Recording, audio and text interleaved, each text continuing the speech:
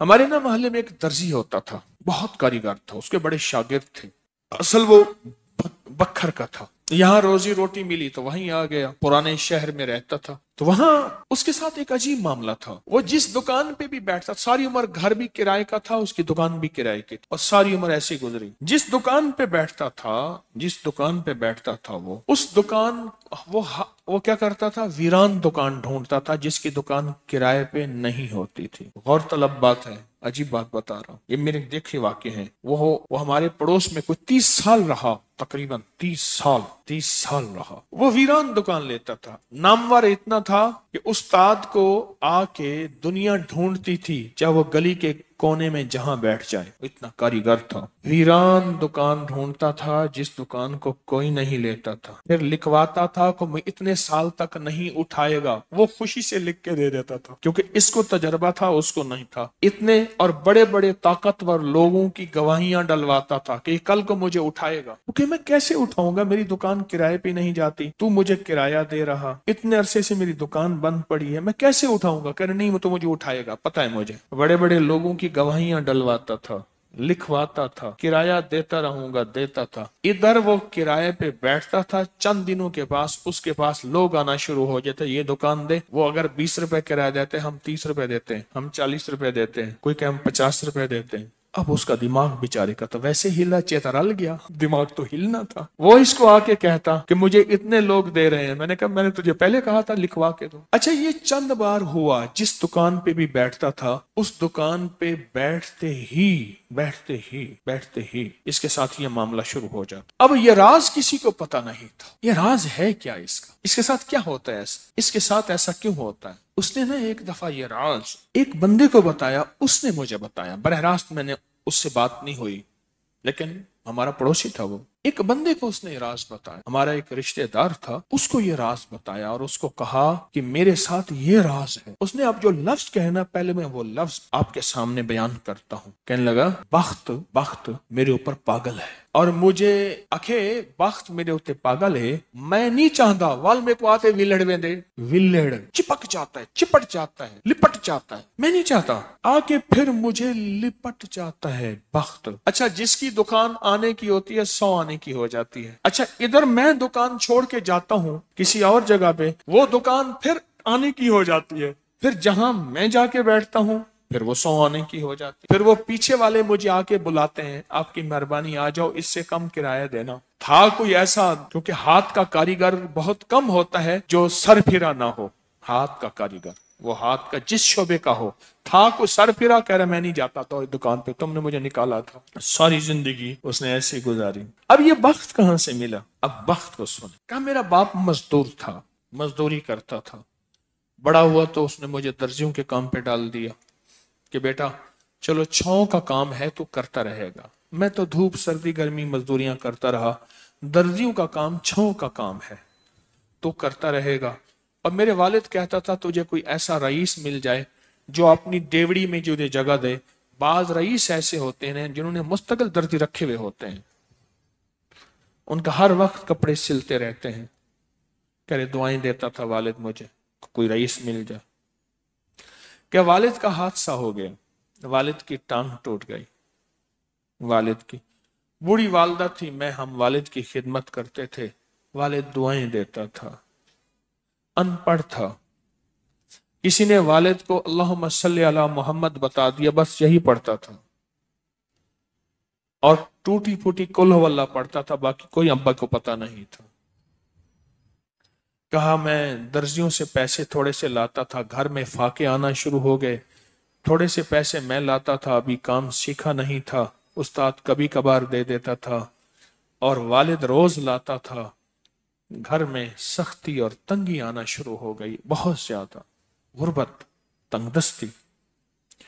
ہماری ایک پھوپھی تھی، کہیں دور رہتی تھی، بہت بوڑھی تھی، والد سے بھی بڑی تھی، وہ آ کے ہمارے گھر اس نے قیام کر لیا کہ تمہارے والد کی خدمت کروں گی۔ اس کے بیٹے اسے ٹھوکریں مارتے تھے اور اس کی عزت نہیں کرتے تھے، وہ پھر گھر آ گئی۔ اب میری ماں مجھے دیکھے، میں اپنے دیکھوں، ماں نے کہا بیٹا آ گئی ہے، اس کی بھی خدمت ساتھ کرنی ہے۔ अब फूफी ने, एक फूफी बूढ़ी अब्बे से बड़ी, एक वालिद माजूर, बूढ़ी वालदा और बहुत सारे बहन भाई। कहा कि कई रातें ऐसी गुजरती थी, मैं और मेरी माँ नहीं खाते थे, हम फाकों में सोते थे, फुप्पी को खिलाते थे। कहा फुप्पी खाती बहुत थी, खाती बहुत थी। आप बच्चों का सब कुछ खा जाती थी, सारा अपना भी खा जाती थी, खाती बहुत थी फुप्पी। कहा उससे छीनते थे तो फुप्पी लड़ने पे आ जाती थी। एक घर में अजीब कशमकश थी। कहा इन सख्तियों तलखियों में मैं उनकी खिदमत करता रहा, बाप की मां की खिदमत करता रहा, हत्ता के वालिद पता नहीं कितने साल कहे, मुझे भूल गए, फौत हो गए। और फुप्पी ने के दिल में ये बात आई कि हमने वालिद को जहर दिया है। उसने सारे जहान को कहना शुरू किया कि इन्होंने वालिद को जहर दे दिया, मेरे भाई को मार दिया। घर में रोटी भी खाती थी, बच्चों से छीन के भी खाती थी, चोरी छुपे भी खाती थी, दिन रात भी खाती थी, हमें बुरा भला भी कहती थी, लोगों के यहाँ शिकवे भी करती थी। फूफी ने जीना हराम कर दिया। कहा मेरी माँ कहती थी बेटा कोई बात नहीं, बर्दाश्त करो। बर्दाश्त करते करते फूफी भी चली गई और उसको अल्लाह की अमानत को अल्लाह के सुपुर्द किया। और फिर अब माँ रह गई। अब मैंने अपनी सारी तवज्जो माँ पे डाल दी। कहा अम्मा क्या करती, खाली छाबी नहीं होती है, छाबी रोटी तो थोड़ी सी होती थी, खा लेते थे, खाली छाबी हाथ में ऐसे लेके ना कहती अल्लाह इसको इतना बख्त दे, इतना बख्त दे, इसके साथ धरती लगे तो उसको बख्त दे, इसके साथ सुई लगे तो उसको बख्त दे, इसके साथ धागा लगे तो उसको बख्त दे, इसके कपड़े जो पहने उसको बख्त दे, इसको जो देखे उसको बख्त दे, इसको जो इसको देखे उसको बख्त। अम्मा छाबी लेके मांगती थी, रोती थी, और बाज़ औक़ात छाबी में अम्मा के बहुत सारे आंसू होते थे। कि बस ये निज़ाम चलता रहा। अम्मा भी गुजर गई।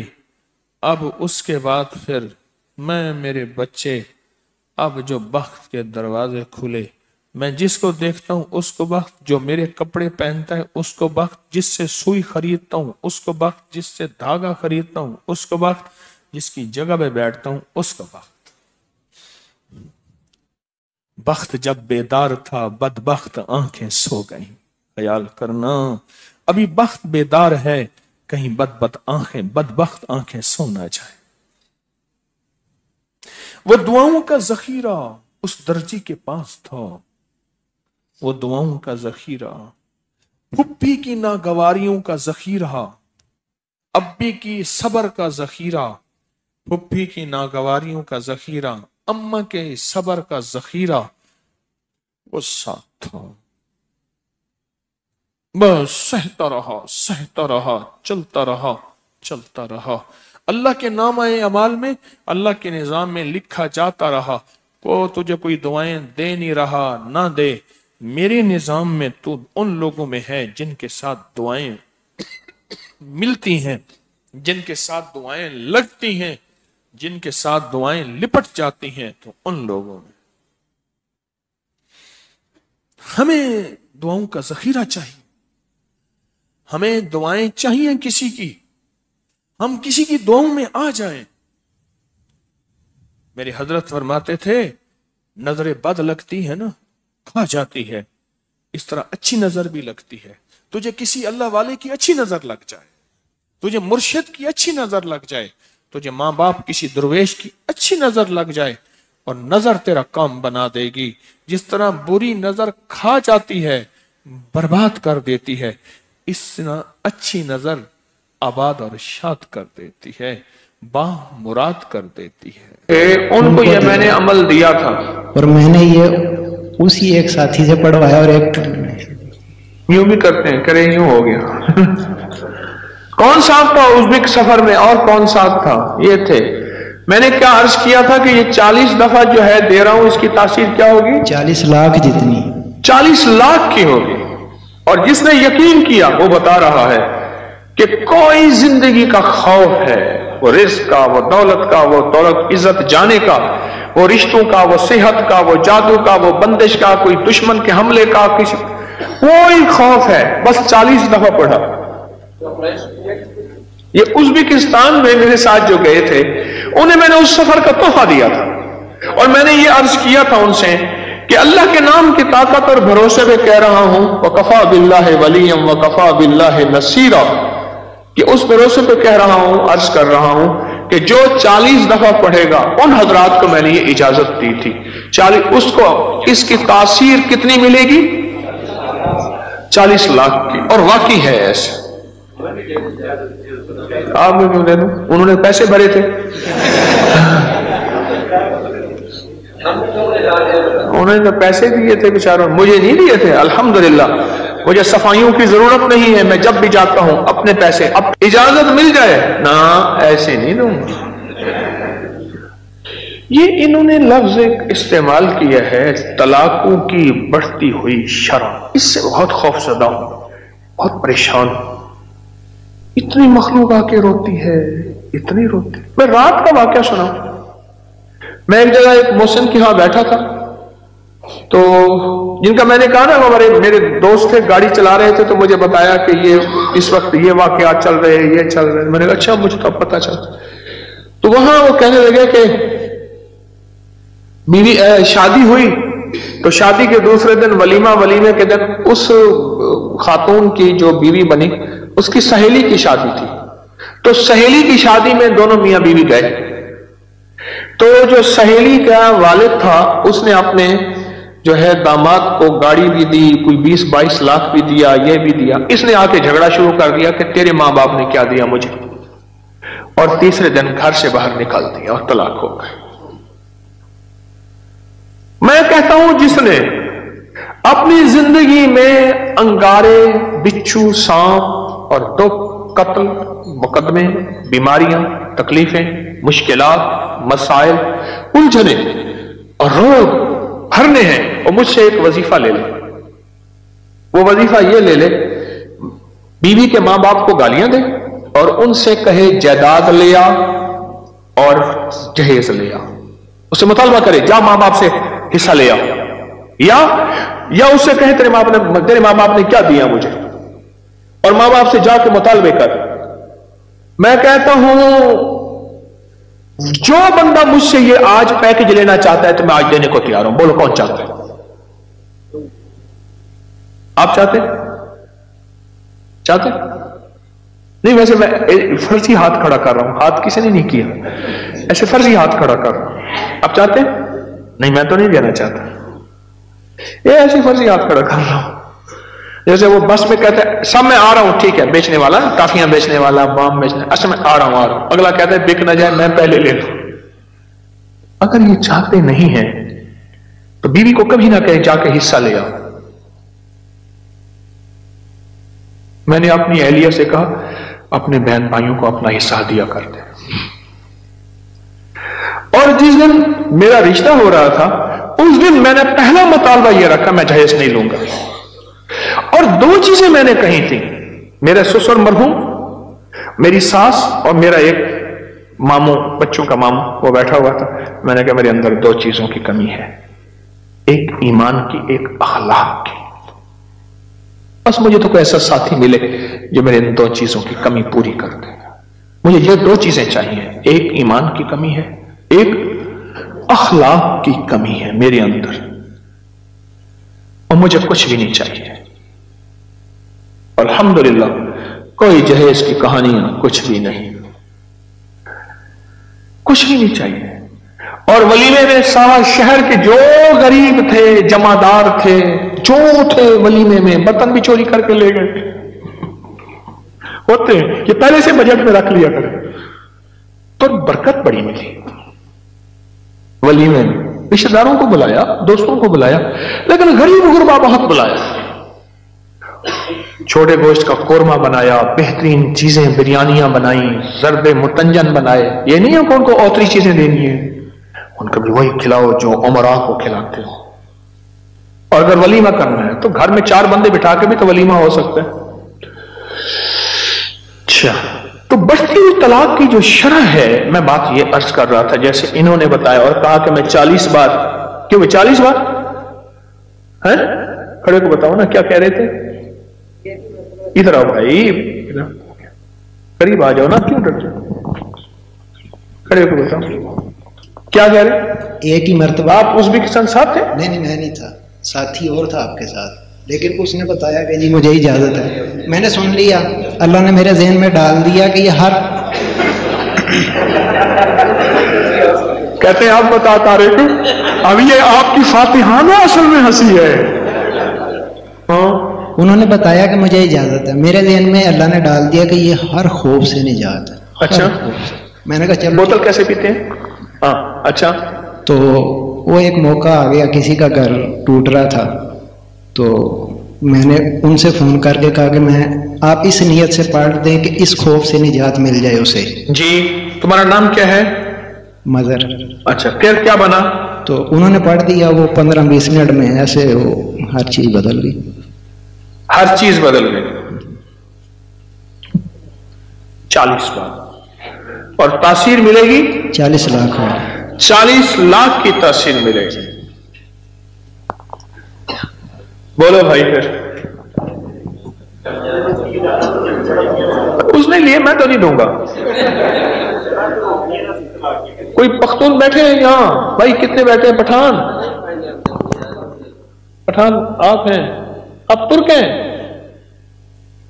کہاں سے آئے؟ کوہاٹ سے آئے؟ پٹھان بیٹھے ہیں، اور پختون پٹرول سڑے پختون دے بھائی۔ پٹھان کا بات ایک ہوتا ہے یا دو ہوتا ہے؟ پٹھان کا بات ایک ہوتا ہے یارا، بس رعایت نہیں ہوتی پٹھان میں۔ ہاں بھائی، پٹھان میں رعایت ہوتی ہے؟ نہیں، وہ خود کہہ رہے ہیں، وہ کہہ رہے رعایت نہیں ہوتی۔ ہاں بھائی ہوتی ہے، سچ بتاؤ، ایمان والی بات کرنا یارا۔ پختون میں رعایت ہوتی ہے، پٹھان میں خان سے؟ یا ہاں یا نہ؟ دیکھو یہ بات ہے، پٹھان میں رعایت نہیں ہوتی۔ اجتماع پہ کورٹ کے پیسے پوچھے تو اس نے کہا 900، کام چلنے لگے، جہاں پٹھان کا ریلیز سنے ریٹ نہیں سنی تو 200۔ کہہ رہے میں نے ایک پٹھان سے کورٹ کے پیسے پوچھے، کہا 900، ہم نے کہا نہیں لیتے، چلنے لگے، اور نے کہا تم نے پٹھان کا ریٹ سنا ہے، رعایت نہیں سنی، چلو 200 دے دو۔ ریٹ سنا ہے، رعایت نہیں سنی۔ اچھا، پٹھان کی رعایت بھی ہوتی ہے؟ سب کو اجازت ہے، اللہ کے نام کی برکت سے، اللہ کے نام کی برکت سے۔